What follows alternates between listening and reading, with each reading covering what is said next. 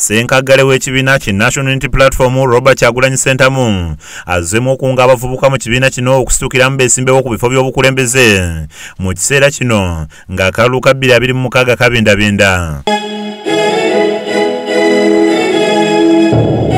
Yemwe emiti emito egigumiza ekibira ene eggwanga lyammwe. Ekyo nno njagala ate kyongere okutulaga importance ya protest vote gye tugendamu omwaka ogujja. Baafuba nnyo okubakyayisa ebyokulonda ne bakozesa n'abamu mu ffe mu opposition okuba dissuadinga ebyokulonda mu bikyawe. Kyagulanyi alaze obwennyamivu olw'enteekateeka etali nnambulukufu eyagendereddwamu okulemesa abavubuka ba NUP okwetaba mu kalulu ng'agamba nti bakandideeti baabwe ebitundu 80 ku buli 100 balemeseddwa okwewandiisa. Lwaki? Kubanga batya. Bannange Malcolm X yatuyigiriza nti omulabewo kyasinga okulemesa okukwatako ky'oba okwatirako ddala. Njagala kino kibalage nti regime ya Museveni etya kye bayita akalulu kubanga awo teyina chansi yonna. Bw'obatwala mu kalulu kaba kaweddemu. Ono asinzidde mu lukuŋŋaana lwa bannamawulire olubadde e Kamwokya n'ayozaayoza abo bonna abalondeddwa ku kakiiko k'ekibiina ak'oku ntikko era n'abasaba okuweereza ekibiina nga tebeebalirira. Nyigire mu kalulu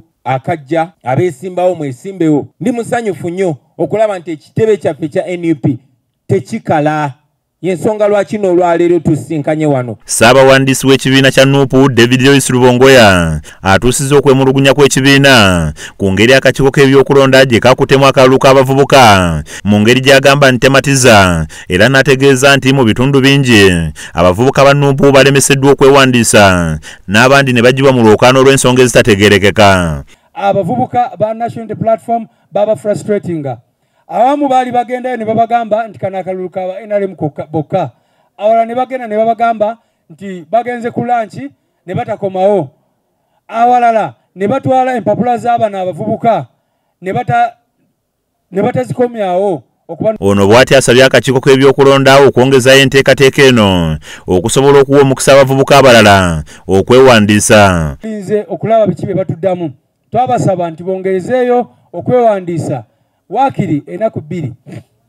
Ne tubagamba nti ne period ya campaigns bajongere enaku 2. Babajjayo wamu n'okuzzayo empapula z'okwewandiisa mu kamyufu ka NUP nga bwe bajulumizza mannyo. N'omubaka wa munisipaali y'e Mukono Betty Nambozi Bakireke y'omu ku baggyeyo empapula olwaleero. Ate babala bakomezzaawo empapula nga mbano mbaddemu omubaka wakati ka mu South Hassan Kirumira, Kanyike Evans owa Bukoto East wamu n'abalala. Bano boogedde ku bye bagenda okusimbako essira singa banaweebwa omukisa bakiikirira ekibiina. Oba okuvunaanyizibwa oba okukiikirira ekitundu ekyo mu Paalamenti ya Uganda. Era olunaku olwaleero nkomyewo okusaba kupya mandeeti eyo kuba okuvunaanyizibwa okwo okukwata flag y'ekitundu kyaffe ekyo mu Paalamenti ya Uganda. Gabena kyeki muli ba mukisa kano kemugenda okupa ekisanja ekyokubiri kubakulembera mugenda kulaba ku Nabukalu omupya ng'akuba mu nkuba mpya. Frank Kiddo ne Hindu Zawedde be bakusakidde emboozi eno ku lwa KSTV Agalero.